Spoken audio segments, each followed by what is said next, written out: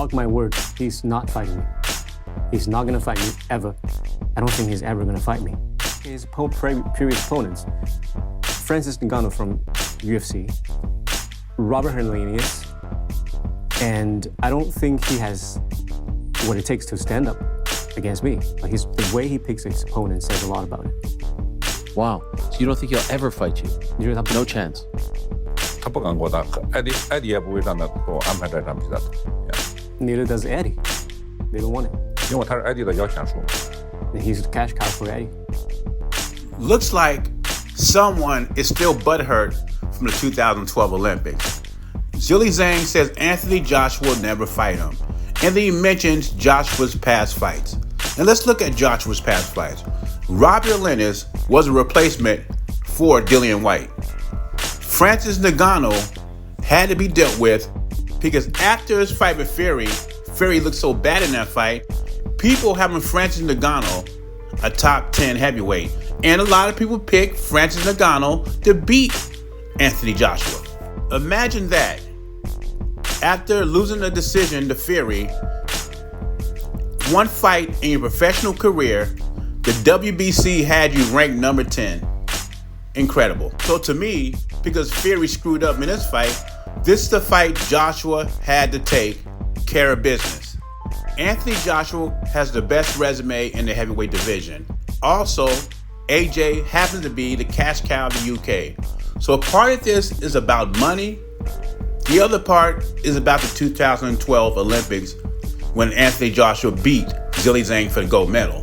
AJ does not duck any smoke. It just happens that Triple D is IBF heavyweight champion, and Anthony Joshua wants to be heavyweight champion once again. Not to mention, Triple D has won both his fights in Saudi Arabia. You lost to Joseph Parker.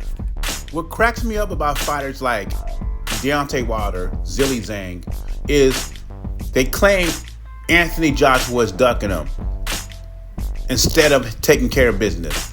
If Zhilei Zhang beats Joseph Parker, and if Deontay Wilder won the fights he was supposed to win, they would have a fight with Anthony Joshua, right? At least closer to getting a fight with AJ. And another thing about AJ, he is chasing titles. Like I said before, I do not think AJ ducks anybody. Zhilei Zhang is clout chasing. If anyone is ducking, it's Zhilei Zhang. And I like Zhilei Zhang. And let me be on the record, I would not mind seeing the fight between him and AJ. I think that'd be a good fight. But Jared Anderson called him out. He says after he's done with Martin Piccoli, he would like to fight him. And Zhilei Zhang said no. And if you don't believe me, go to MMA Hour and watch the Zhilei Zhang interview. He admits that he turned down the Jared Anderson fight. So if anyone's avoiding anybody, or ducking as they call it, it would be Zhilei Zhang. Does Crawford need a KO to get a fight with Canelo Alvarez? Madrimov is very confident going into this fight. He says he knows Crawford's weaknesses and he will exploit them in a fight. Regardless what these people saying, these casuals saying, well, he only has 11 fights. And like Lomachenko had 2 title fights and 3 fights when he became pro. This is not going to be an easy task for Crawford. He's moving up in weight. He's going against a very strong puncher. And at the same time, he has to look impressive if he wants the Canelo fight. The Madrimov fight is an audition for the Canelo fight. So for me, and it's just my opinion, I think Crawford needs a knockout or a stoppage. If he gets a close decision win against Madrimov, I think that lowers his chances of fighting the Canelo Alvarez. Because what they're going to say is, well, he couldn't knock out a guy at 154. How is he going to hurt Canelo, who's a 168-pounder? And I know skills pay the bills, but what boxing fans are going to be looking at August 3rd is how does Terence Crawford's punching power translate into the 154-pound weight class? And if he can knock out a Madrimov who has a strong chin, strong guy, never been knocked out, and Terence Crawford achieves that, that will speak volumes.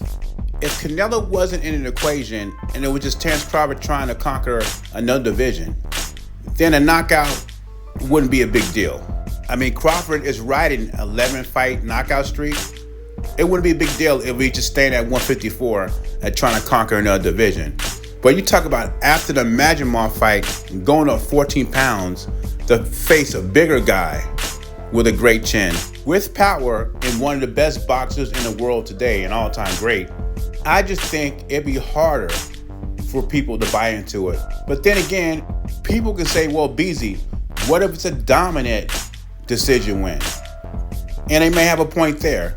I just think Crawford needs a stoppage or a knockout win to make this fight more in demand. But anyway, leave your thoughts and comments below. Do you think Crawford needs a knockout or a stoppage to make the Canelo fight in more demand? Or you think a decision win will be good enough? JBZ, I'm gone.